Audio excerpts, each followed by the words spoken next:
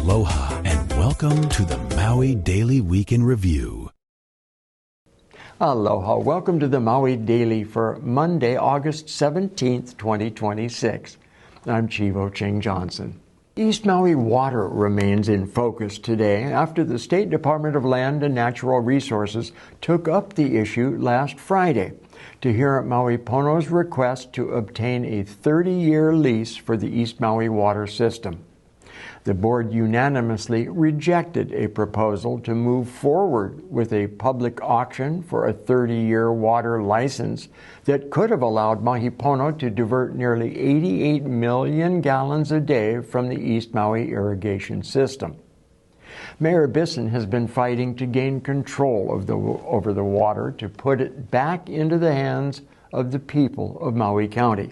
Maui Police Lieutenant Michael Vaituulala, who headed MPD's Criminal Intelligence Unit, remains in federal custody after a judge denied his release last week amid allegations he accepted bribes to protect illegal cockfighting and drug operations and misused confidential law enforcement information. In response, MPD disbanded the unit, reassigned its remaining members to non-investigative duties pending FBI clearance, and launched internal and external reviews into whether others were involved.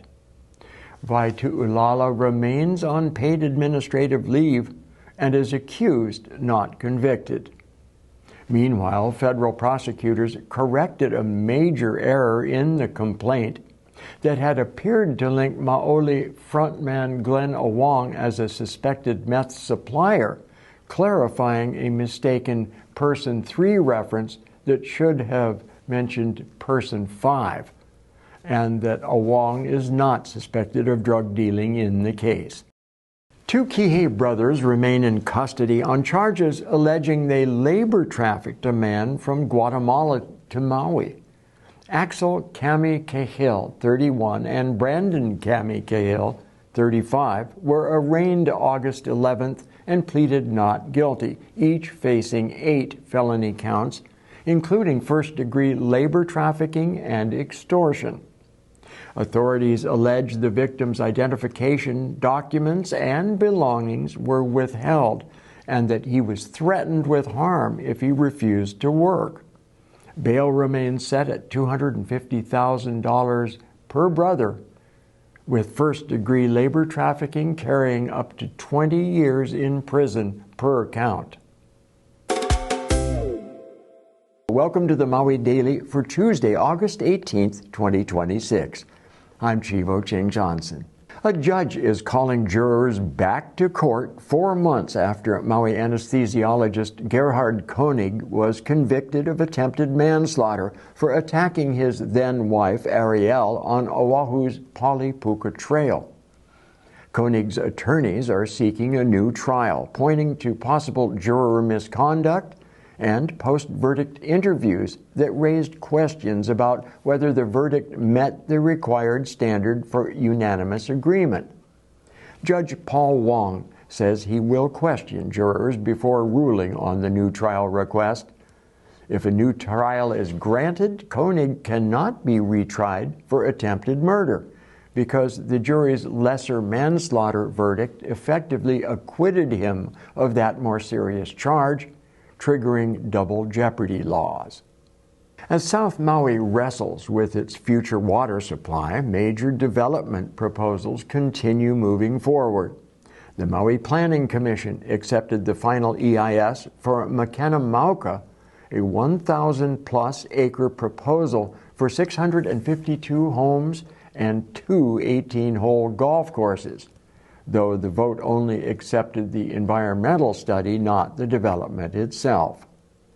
Meanwhile, the Urban Design Review Board unanimously advanced 3 new multifamily communities in Wailea, totaling 373 units intended to satisfy workforce housing requirements.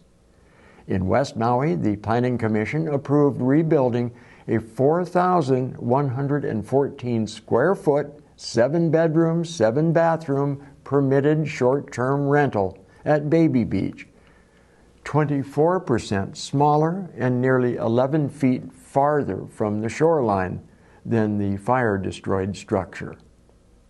Maui County Council committees canceled yesterday's meetings and started back up this morning for another busy week.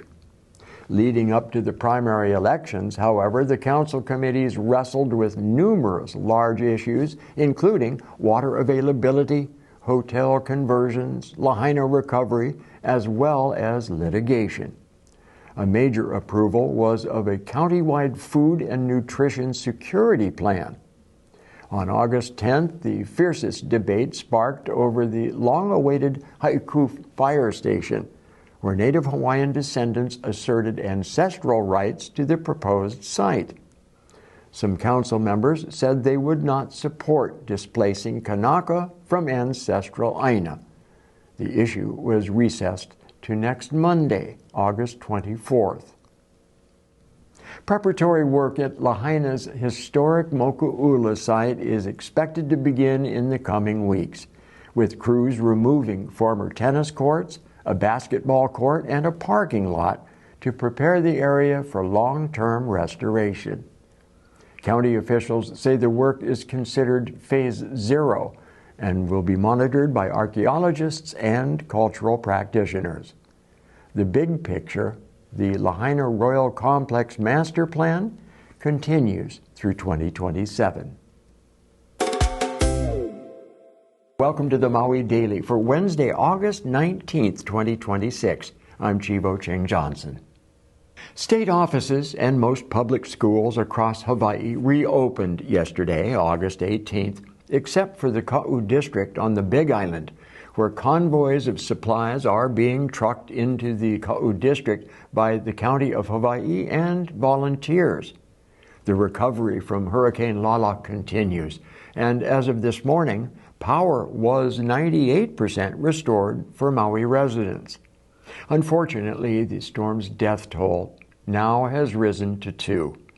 2 Hawaii Island kupuna succumbed during Lala, including the 93-year-old retired Nāhiku teacher, now identified as May Doi, who was found Monday, and an unidentified man in his 60s whose body was discovered yesterday, Tuesday, in a Big Island pasture off Highway 11.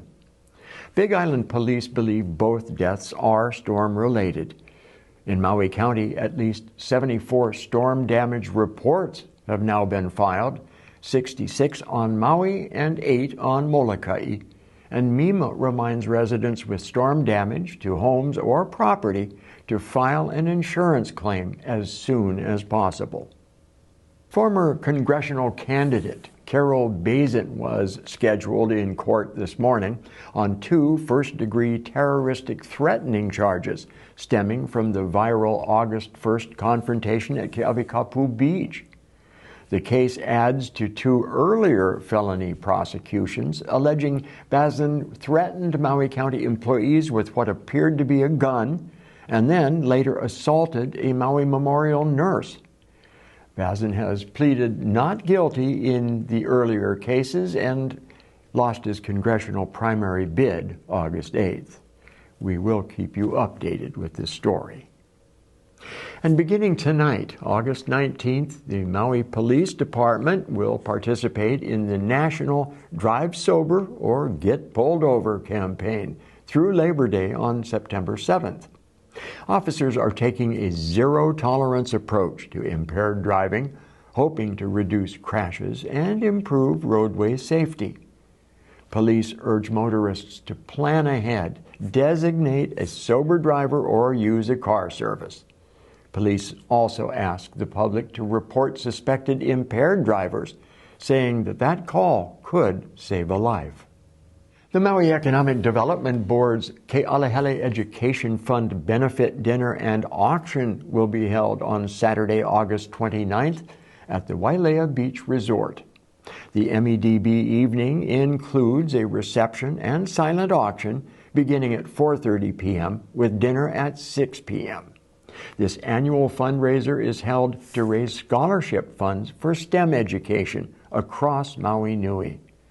More information, applications, and event registration are available at MEDB.org and MEDBpathways.org.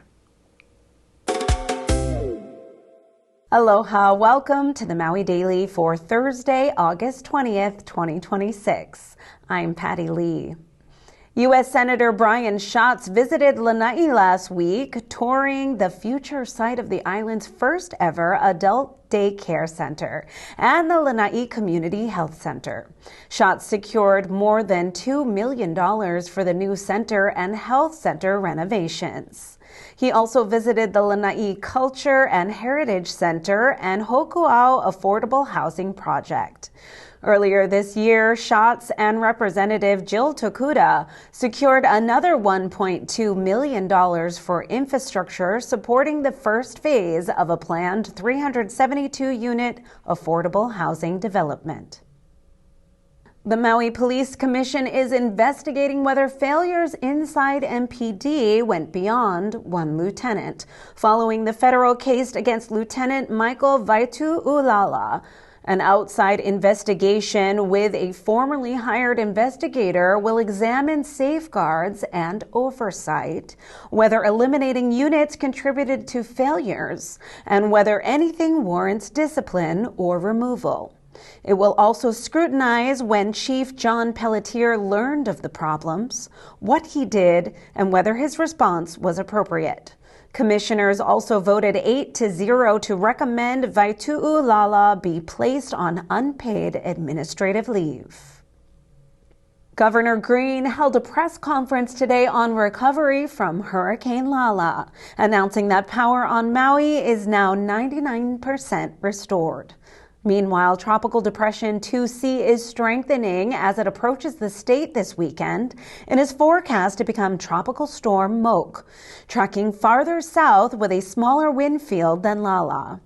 East Maui could still see significant rainfall Sunday into Monday, along with locally strong gusty winds and a heightened risk of flash flooding and mudslides because Lala left the ground saturated and unstable. Officials are urging residents to replenish supplies and prepare now. Some lower Nāhiku residents remain cut off after Lala washed away their bridge, leaving them without safe access to food, water, and supplies. Residents told Hawaii News Now the bridge had deteriorated for years before they repaired it themselves in 2019. One man narrowly escaped as it washed away.